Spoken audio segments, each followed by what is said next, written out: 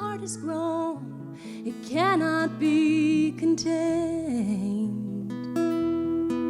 And all the stars and the planets, they're finding their place. It's very complicated and simple too. My new constellation led to you. I ached for the freedom I was losing and yearned for the mother I'd become. I didn't sleep that night as you arranged the stars. I cradled my tiny child and nursed my expanding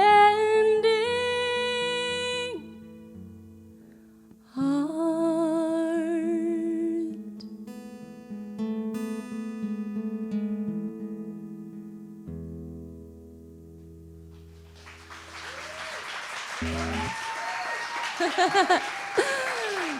Thank you.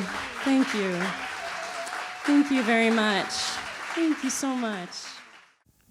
This little boy got lost at the YWCA and found himself in the women's bathroom. And as soon as he was noticed, there was all this shrieking and screaming and towel grabbing and running for cover. And the little boy stands there astounded and says, "What? What's the matter? Haven't you ever seen a little boy before?" So my point of view about new beginnings is that it's redundant. When your inner view changes, outer experiences become new every step along the way. And so what I mean by to begin is the active verbness of beginning. It's a commencement, an embarkation, an entering, a getting off, an inaugurate, etc., etc., etc. But it's a movement from a previous into a new.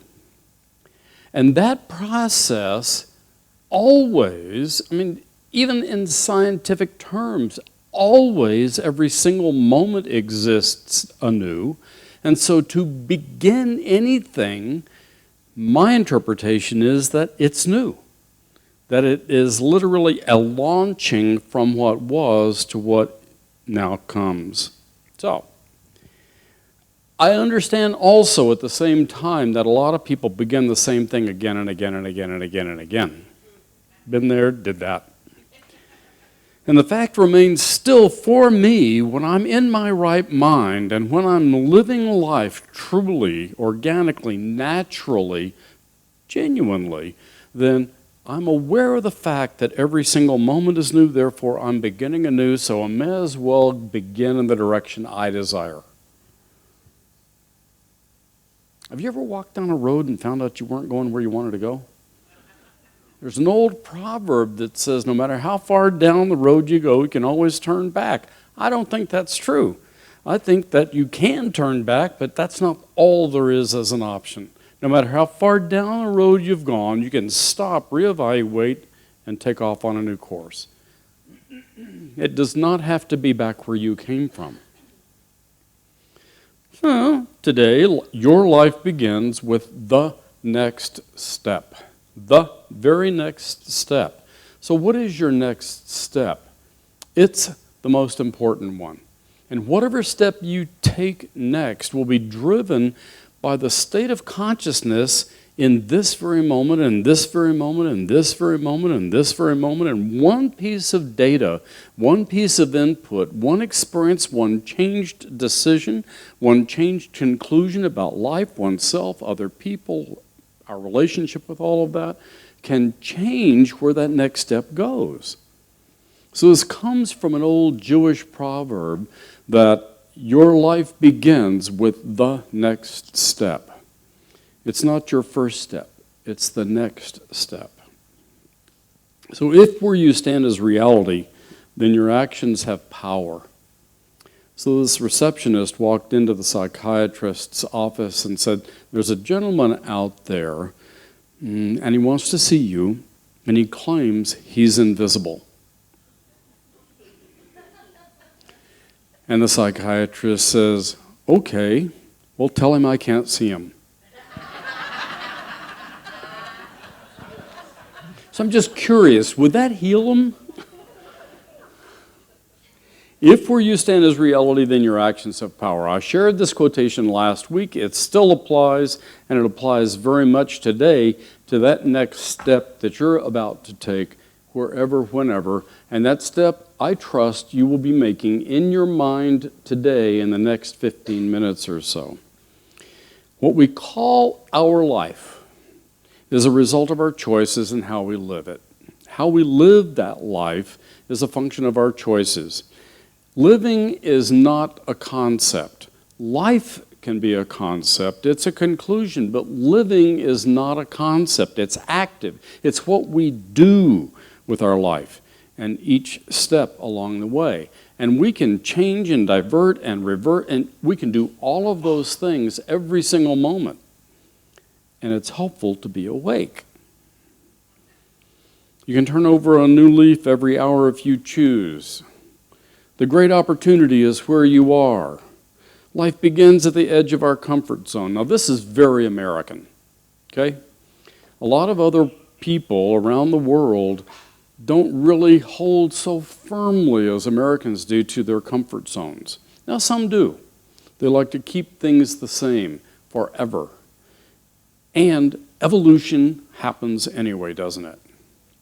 I've had people try to convince me that devolution is a reality, that you can devolve. I don't buy it. We can come unglued, but who says that's a devolution?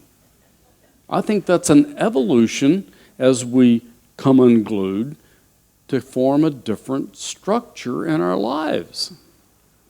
We can lose our minds, or we can loose our minds. In any case, it's not devolution. It's evolution to a greater yet to be, a more yet to be. And yet, I understand, I've had experiences where I thought, oh my God, I'm reverting. And if you've had that experience, I really want to encourage you to consider holding it a little differently.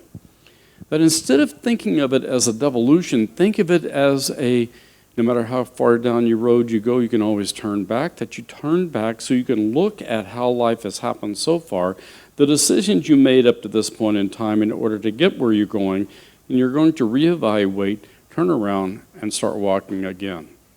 But that life that you have lived up until now, be very clear, because we teach it every single Sunday, every single class, every single workshop is a function of the decisions and conclusions you've made up to this point in time.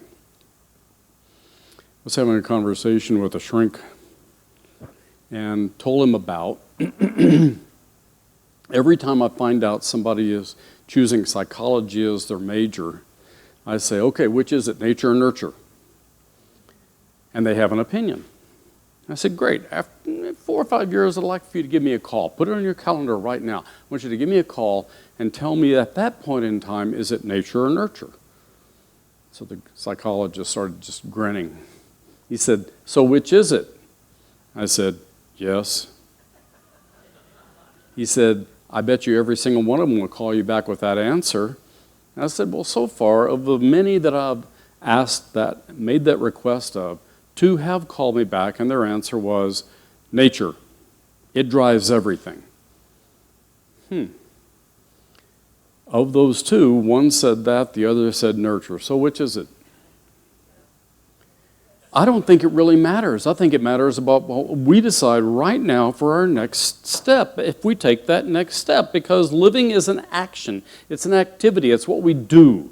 But the life that we've lived up until now is the experience we have concluded up until now. It doesn't matter what you were raised in. It doesn't matter who you came in as. Yes, it influences, but what matters more than anything is what you do about it. There's a series, a Ken Burns series on PBS.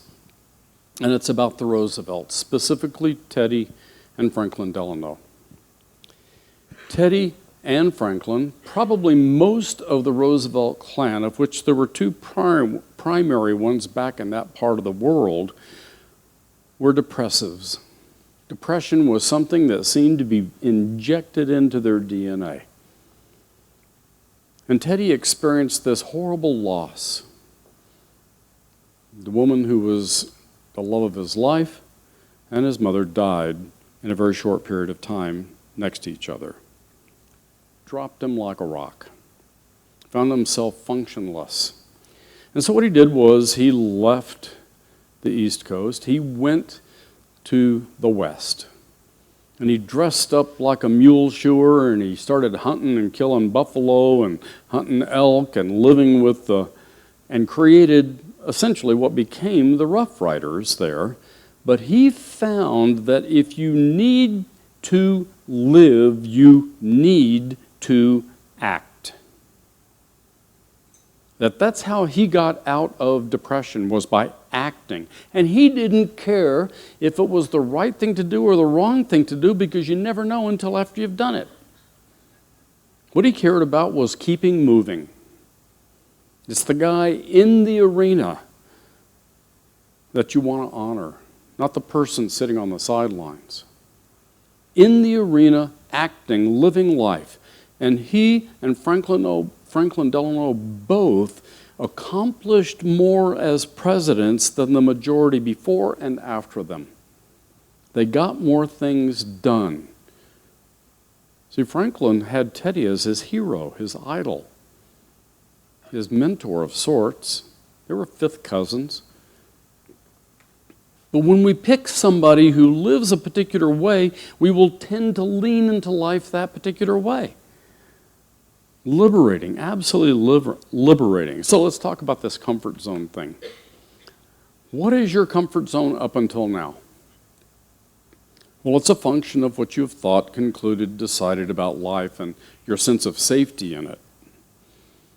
But the more skills you have, the less safety is a concern for you. If you know how to do this, how to change your mind, how to be consciously in evolution rather than at the effect of everything around, then, my goodness, you're light years ahead with regard to feeling safe. Comfort is nothing more than feeling safe, right? And complacent can create as many problems as anything else. We hold that point of view, we get complacent about things, all sorts of stuff will start unfolding that you really don't desire in your life. What saves a man is to take a step, then another step. The Super A talked about that point of view that Teddy Roosevelt embraced that gave him life again, life anew. Vernon Howard. A person incapable of thinking beyond his own false desires will unconsciously block fulfillment of his true needs. So I ask you a question. What is your true need? And I want you to think about that.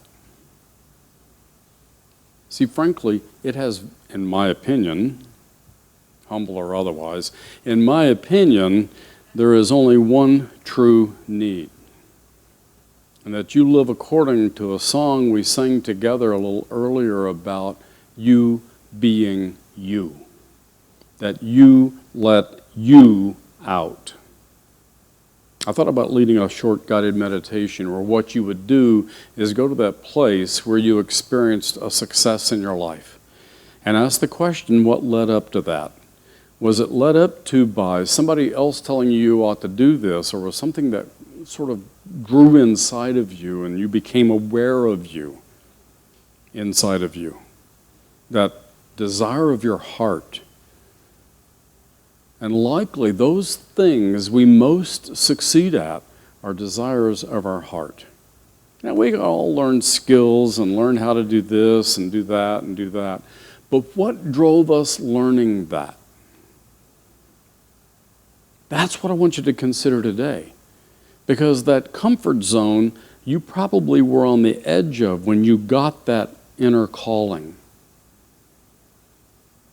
That comfort zone is what we want to step beyond, because that's what's going to call more of us forward. Whatever approach we take, we'll have to deal with what we already are. We have to look at who we are. So this is a point of view with regard to personal growth, spiritual growth, conscious evolution, all these kinds of things. And Trungpa is a Tibetan Buddhist monk, and he's talking about meditation here. But I believe that true meditation is how we live our lives. When we live our life as a meditation, then we're coming from that core source that lives within everyone, and we're listening to it, because meditation is really listening and sitting in silence in the presence, so that we can hear what's there, so that we can more acknowledge what's inside of us and become more of that.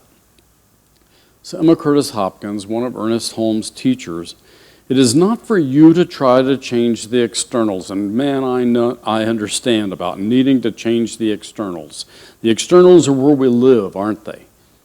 It is not for you to try to change the externals. You are to know what is true. This is your whole business in life. Knowledge of truth is its own demonstration. And those of us who are doozers, worker bees, it's difficult to grasp that sometimes.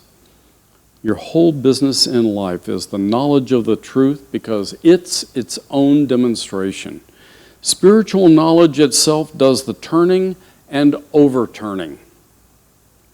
It is subtle in its workings. It's so secretive that the eyes and ears take no cognizance of it, but by and by, its mission is visible, because that's what you begin to live. Rumi, yesterday I was clever, so I wanted to change the world. Today I am wise, so I'm changing myself. This, I believe, is the message of metaphysics. This is my observation. That's certainly my own personal experience. It's about us changing ourselves. Things do not change, we change. So what is your next step? It's more important than anything else. It's the most important step. One, being aware of it, and two, the taking it. So with that in mind, I'd like for you to consider, what is your next step, internally and externally? Take that step and experience blessings that will blow your mind. Bless you.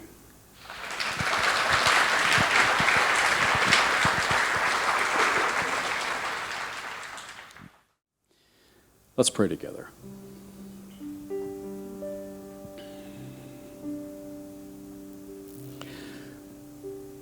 So I simply stop and enter that silence we heard earlier. And I pay attention to the silence between the notes. The silence and ease that starts moving through the body and mind.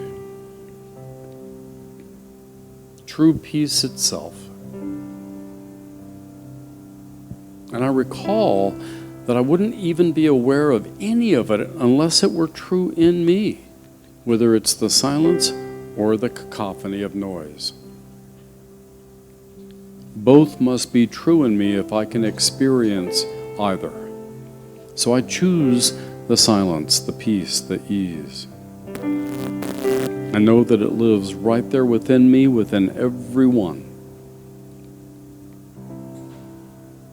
So in preparation, I speak my word for this beloved community, and each person who comes forward for that word to be spoken specifically for them, I know comes into experience, because that's how it works. Each chooses and easily accepts this gift of life.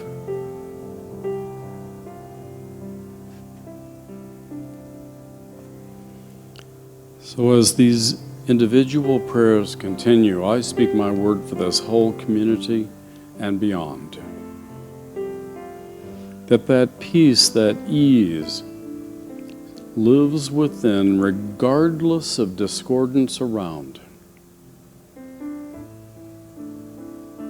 The awareness about discordance is that it breaks up obstacles so that flow can be more easily realized. Obstacles and problems and issues and conundrums, be they called whatever, are only there to remind each person of the truth within, the power within, the intelligence within to do something about them. It's a call to a greater experience and expression. So joy fills me with this realization.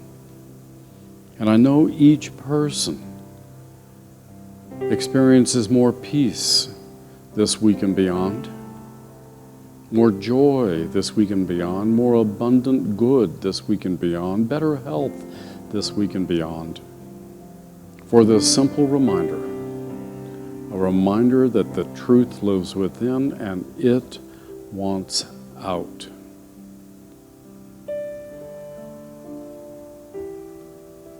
So the joy builds, the smile forms, the body relaxes.